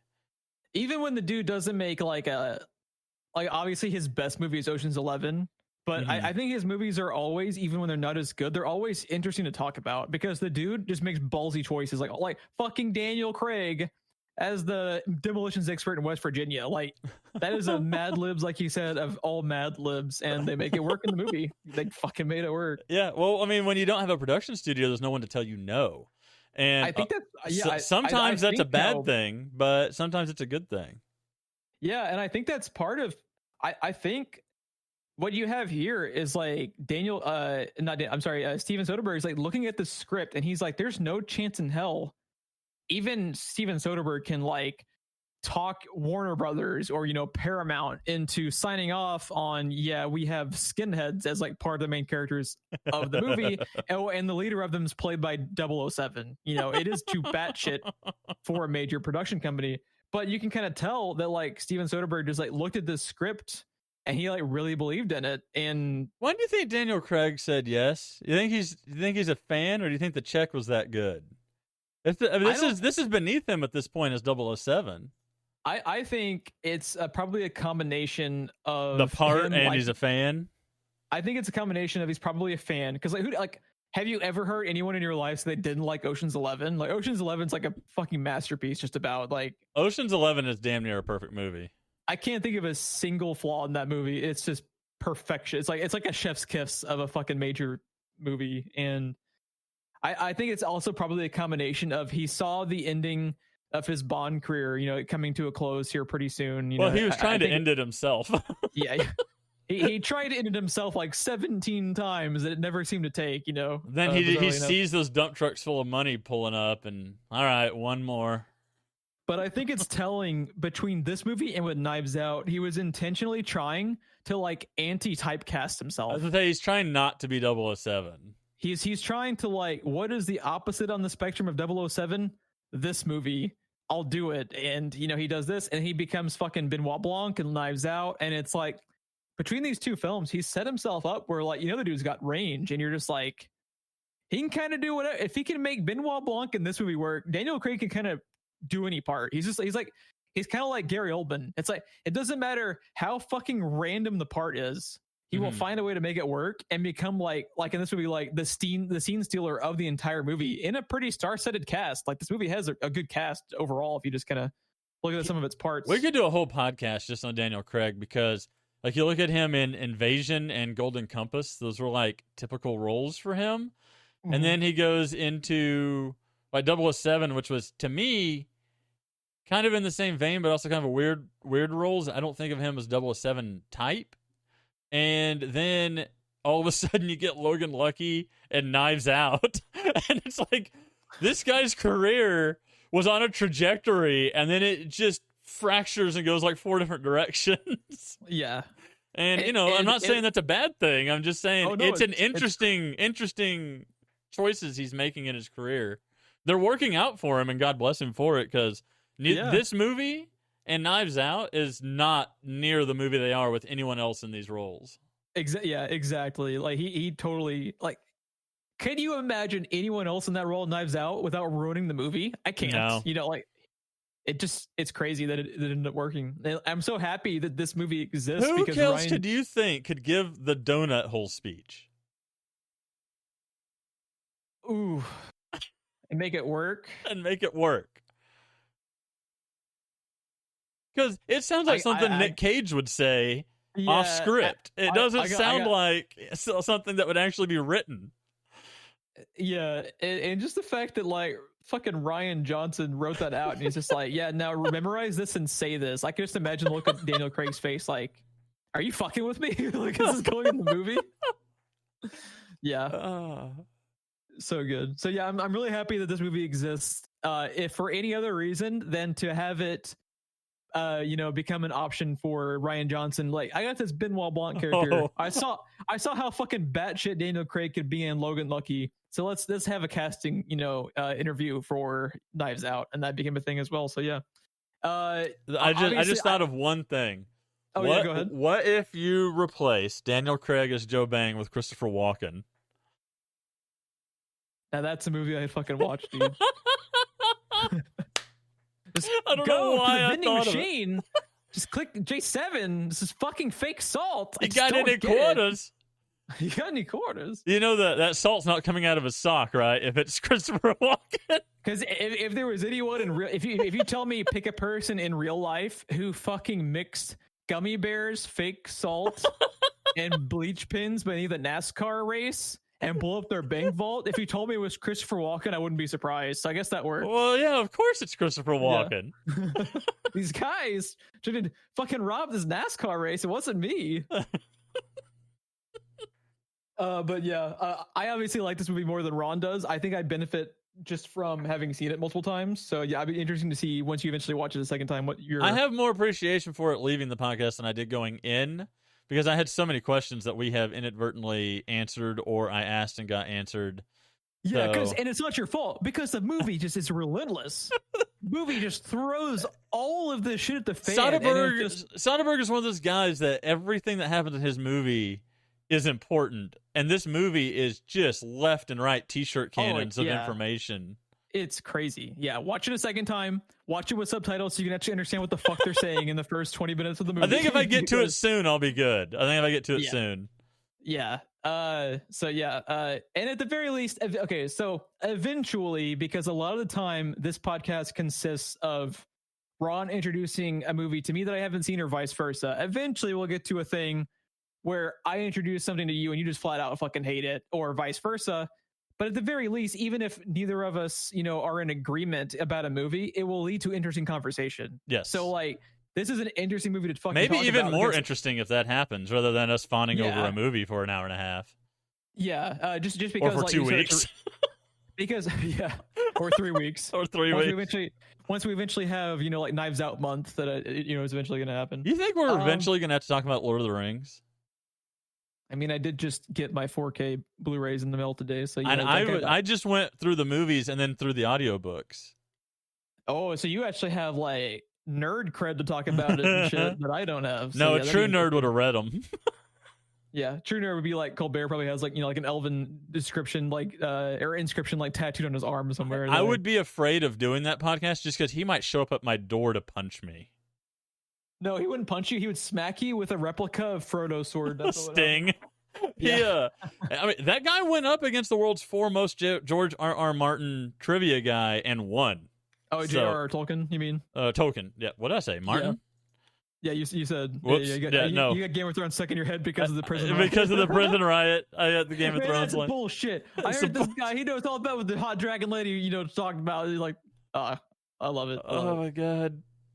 So yeah, eventually, we'll disagree, but it will make for an interesting discussion, because that when you have a disagreement about a movie, you start to realize what each individual person is looking for and what like resonates with them. Yes. So it will make for interesting conversation. So, So, Ron, would you like to say what next week's movie is going to be on that note? I kind of wanted to stick with the theme, kinda. It's not a heist movie, but it is crime. Okay. But it's called Hollywood Homicide. Okay. It's from 2003. It stars Harrison Ford and Josh Hartnett. And Josh Hartnett, for me, is... Let's see. I want to say this is after Pearl Harbor. But it's like, in Pearl Harbor, it's like, okay, Josh Hartnett, whatever. But if you ever watch Josh Hartnett in The Faculty, Black Hawk Down, or Hollywood Homicide, the guy could act if you give him the right information. Did you ever see 30 Days of Night? I forgot he's in that. Yeah, he's the main dude in that. I saw that movie when it first came out. Mm-hmm. But Harrison Ford, Josh Hartnett, Bruce Greenwood, Isaiah Washington, Keith David, Dwight Yoakam again, the warden from this movie. Nice. Lou Diamond Phillips.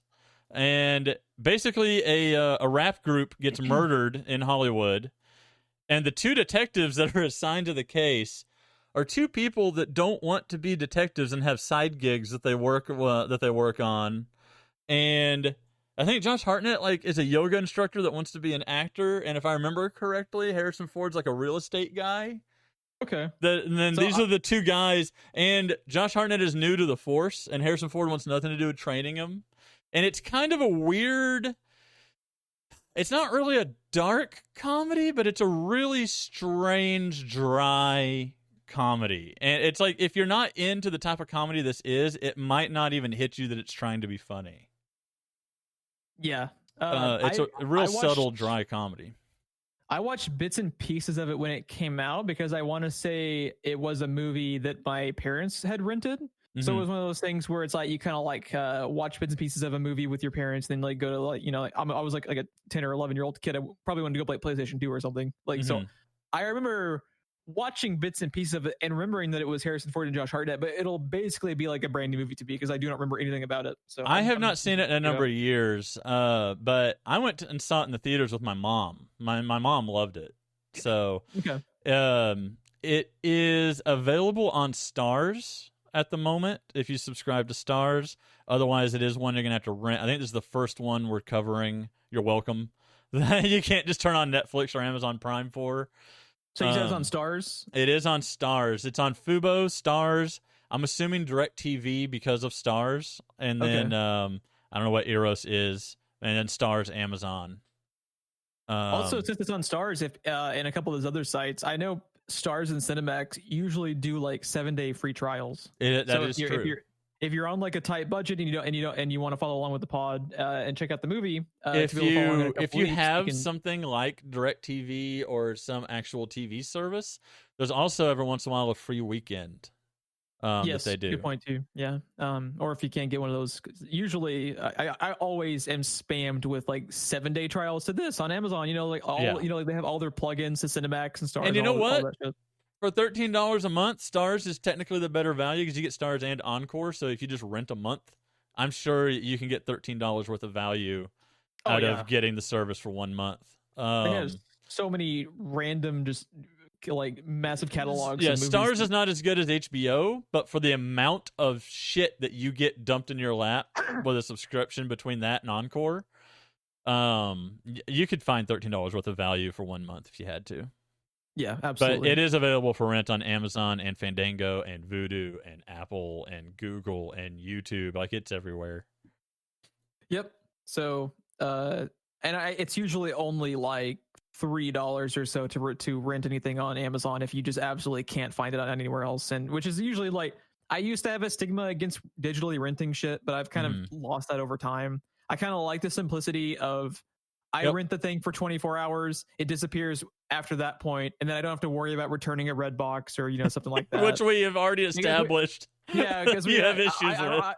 Ironically, the fucking movie that I paid $25 for because I never returned a red box was Steven Soderbergh's Haywire. Was it really? Yeah. Yeah, it looks like it's $2.99 and $3.99 for HD. Yeah, which a lot of the time, if you're watching an older movie, it's not even necessary to watch in HD because even if you got like the 1080 version of something, it's going to be like a slightly up-res, an upscaled version where it's not a true HD presentation of it. But yeah, any other closing thoughts on Logan Lucky before we hit the admin, Ron? If I did, I think I would reserve that for next week. Okay. Probably 5 or 10 minutes of next week because I don't think this is case closed for me like it was Hillary Swank. I think I need to go back and review because, oh my god, like I said, just rapid fire T-shirt Gatling gun of information at me. Yeah. And it's T-shirt Gatling gun at a NASCAR event. That is this movie. Yeah, pretty much. So yeah. I think I'll probably devote like a quick 5 or 10 minutes follow up.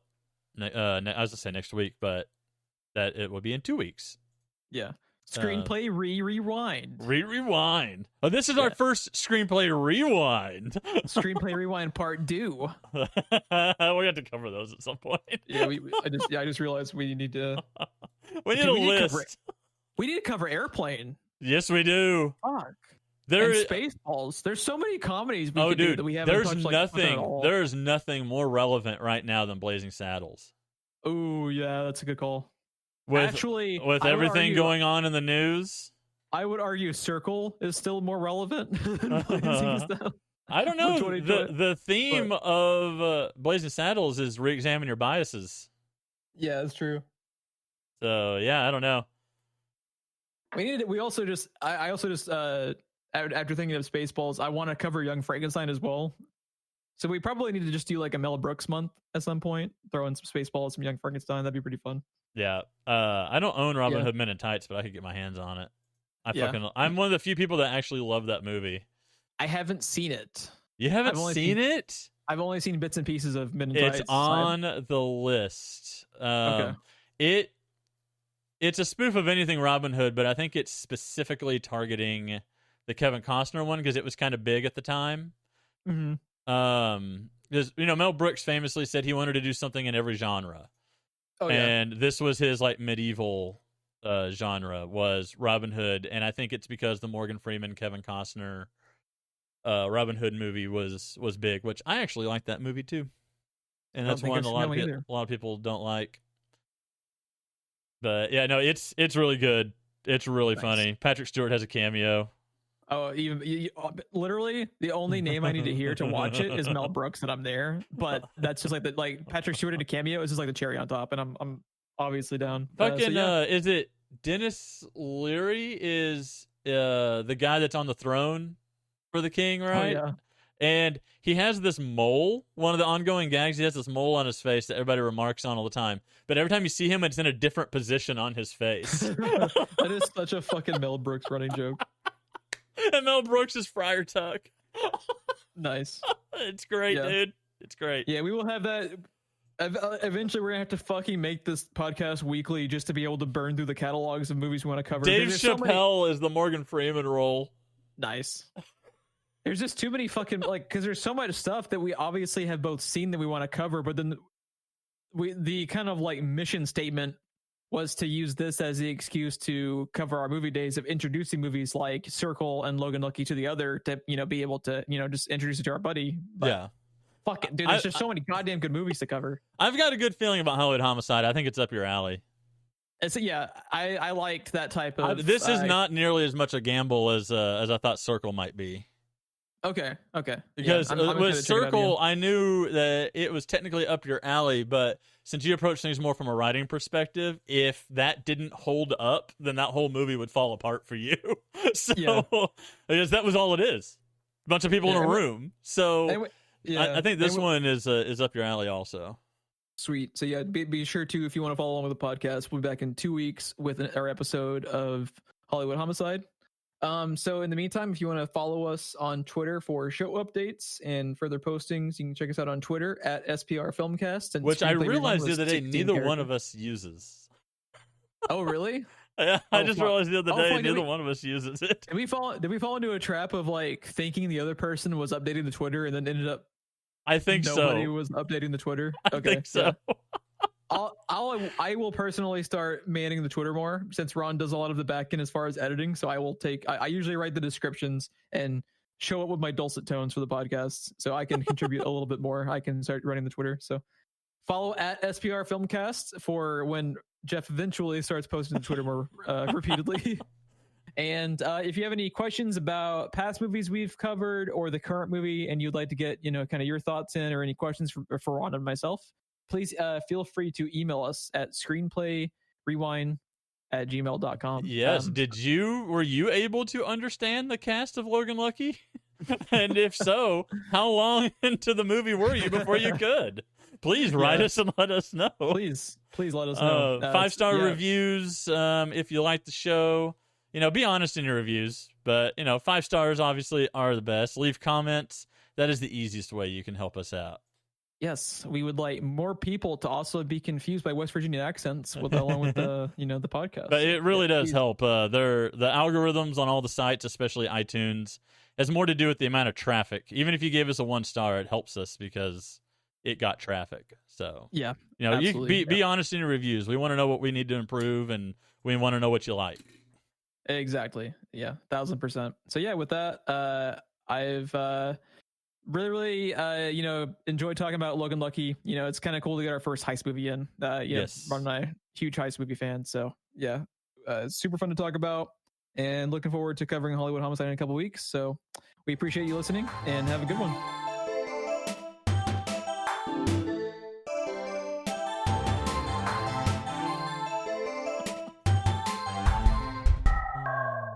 I feel like Jeff Goldblum in that scene. He's left in the car in Jurassic Park, and it's just like, and now I'm talking to myself. Oop. Text message from the Jeff. Discord's fucking up. I'll be right back. I know. I can tell.